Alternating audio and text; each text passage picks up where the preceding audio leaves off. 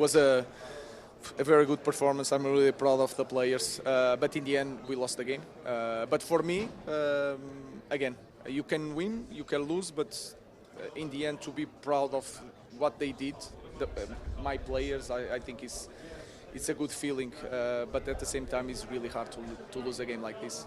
Yeah, it was a tough match. I think we're always going to expect that. I think they have improved a lot. They have some great individuals as well that caused us some problems. We haven't been at our standards in some basics as well, and that has put us in the back foot in many moments. But the team showed incredible spirit, because after making probably more mistakes than usual, we constantly were seeking for that solution immediately, and I love that from the team. Sporty greetings and welcome to my channel. Guys, what can I say? We are 10K subscribers now. I'm so feeling the love. Thank you to everyone that has subscribed to this channel. And if you're new to it, welcome on board. You're not going to regret your time here. I'm Austin OKON-AKPAN, but on these streets, they call me Proudly Austin, and that's who I am, Proudly Austin. It's sports, entertainment, and so much more. So when you come in here, we're just going to have fun, because that's what it's all about, is the fun factory. This space gives me an opportunity to share my views, my passion, my skills with you guys. And I can see it. I feel the love all day, every day. You guys are not just engaging. You're not just commenting. You're sharing. Thank you. I know I haven't been around for quite some time. There's been so much, guys. I'm bringing you exclusives. I have one with former Arsenal goalkeeper Eberechi. It's a new season, so let's hear from him. What's going on with the young lad? He's just 21 and he wants to play for Nigeria. Yes, he told me so much. And I was in London. I caught up with the champ, Ashley Plumpton.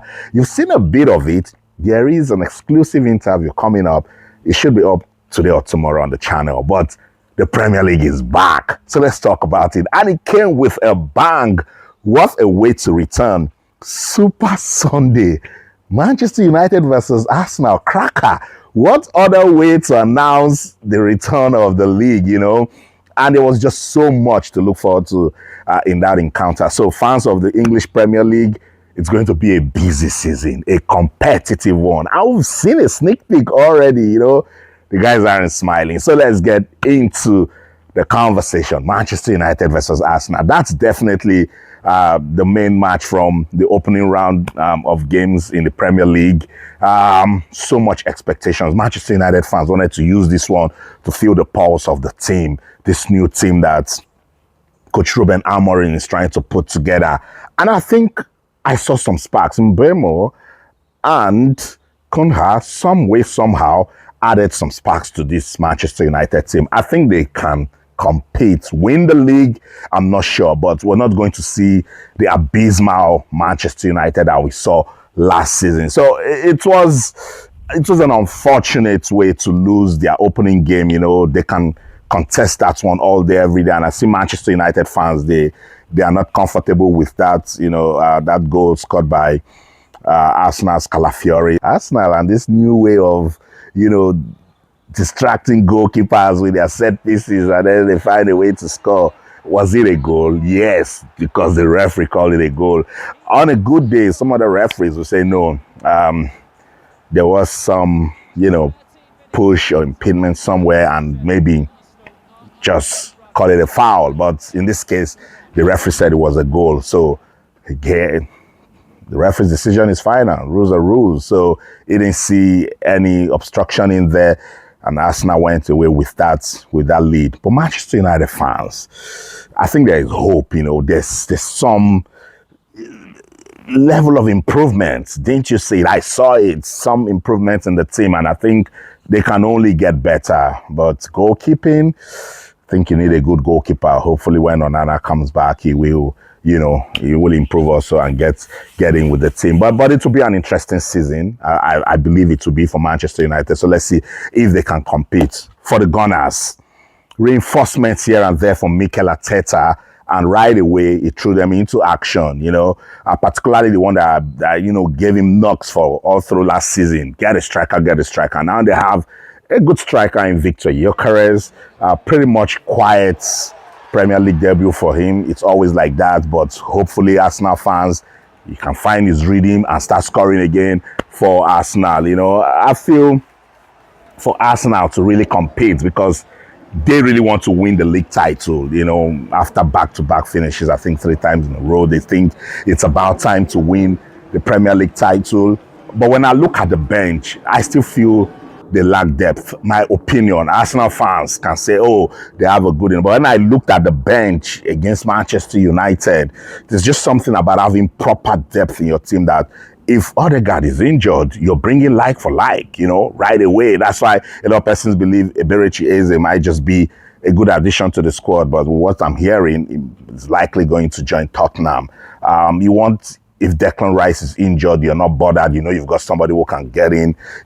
I'm filling the space. That's what top teams, have. But Arsenal, with the way they've been competing and finishing in the top 3, for the past 3 seasons. So they can actually be the team to beat this season also. And it's important, if Manchester City goes away from home to win a match, it's good one for Mikel Arteta and his team that they also went to Manchester United to start their campaign with a win. So it's a vital away win for the Gunners. Congratulations to Arsenal fans. What do you think? What you saw? You think this is you think you now have a team that can compete for the Premier League title? Let's talk about that one, Arsenal fans. But hey, it's going to be an interesting season for the Gunners also. Other matches that got us talking, by the way, was an interesting start to the league. 9 matches played already. There's Leeds versus Everton tonight. That will complete it. 9 matches already played, 23 goals, 2 away wins. 23 goals. Yeah, that's an interesting one. Bangers, here and there. And I love it so much. So it means we're going to be seeing loads of goals this season. Is that what it means? I hope that's what it is, because it's about goals, and we love seeing goals because that's what the fans live for, and that's what pumps up the excitement and gets us talking. So 9 matches, 23 goals, that's a decent one. 2 away wins, Manchester City and Arsenal with the away wins. Let's go back to how the league started on Friday, and it was a big one at Anfield. Liverpool taking on Bournemouth, and what a way to get into the season. Cracker of a game. Bournemouth showing that they can fight. Shout out to Semenyo and his team. And that game, it was beyond a football match. It was another clear indication that racism is not allowed in football. So no racism at any point will be allowed or tolerated in football. So shout out to Liverpool officials, shout out to the Premier League officials for, finding that racist and telling him, look, you have no place here. Kick racism 100% out of football. So I loved that moment so much. It was a fantastic win on the day for not just Liverpool, for football all over the world, for everyone fighting to kick out racism out of football. And that's the highlight of that game. I don't care if Bournemouth lost. They gave us a good reason, to think about humanity, to think about empathy, self-care, the way everyone stood up for Semenyo. I love it so much. That's the beautiful game. That's what we should represent 100%. So shout out to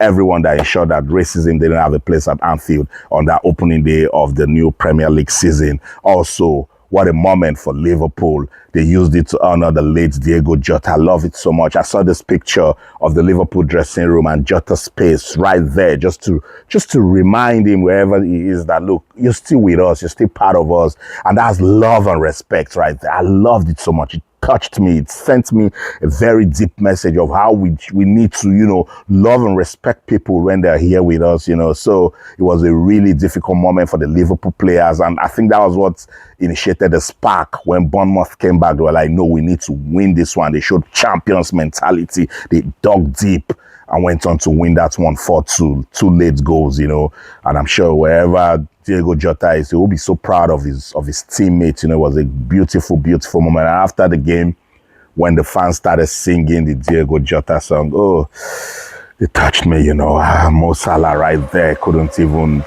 he was holding back the tears, but I know in his heart he was already soaked, memories of Diego Jota. I saw an interview where Arne Slot said when the game was difficult, he looked at the bench, he would have said, Diego, get in and do your thing.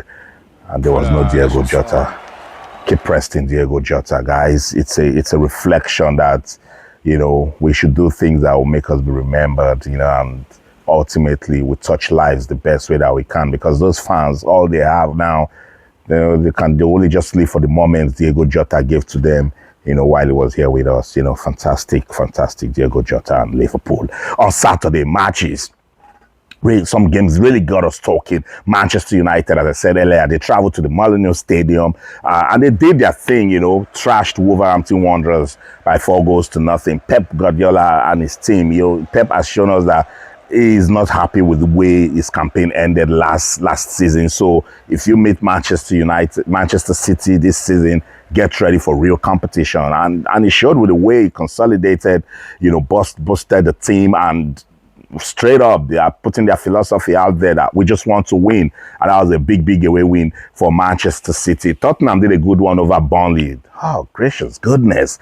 I can't stop seeing that fantastic volley from Richarlison. Richarlison is one player that I think still has a lot to give to Tottenham, and what a way to get it going. I think before the Super Cup game against PSG, I said in one of my commentaries on television that Richarlison is one guy that can really get us talking. I was like, oh yes, Austin, I heard you, and take this one, hold on to it. And what a stunning strike. I loved that goal so much. Tottenham went on to win 3-0 against Burnley, but the team that got me talking on Saturday was Sunderland. What a story. The Black Hats, the last time they were in the Premier League was the 2016-2017 season, and they returned like they never left. Returned with a bang, humbled West Ham 3-0.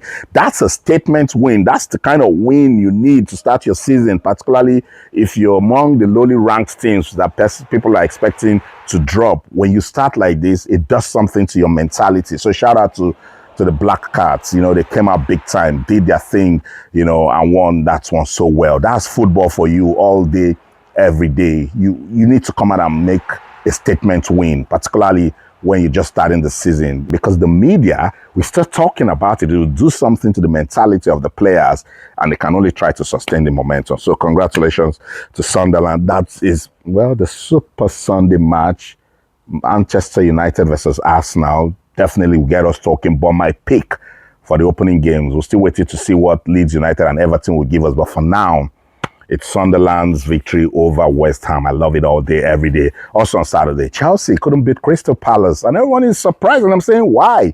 There's something success does to you as an individual. Now, try and imagine it as a team. Crystal Palace, they can't understand what's happening to them. 2 trophies already. Win the FA Cup, win the Community Shield against big teams. Guys, we're forgetting that it does something to the mentality of the players. And yeah, I understand the club is worried if Eberechi is a leaves, would they have that same bite going forward? Maybe, because football is a teamwork. When Brighton got us talking about them, it was about a team. It wasn't just individual brilliance. When Bournemouth got us talking about them last season, it was teamwork, and I keep telling persons that follow football, it's teamwork. Yes, you can have a Messi, Ronaldo, you can have Vinicius doing their thing, but the team is the core. If you've got like 5-6 players in a team giving 100%, it's difficult not to win a game. So shout out to Crystal Palace and this new momentum that they have. It's just up to them now to sustain it.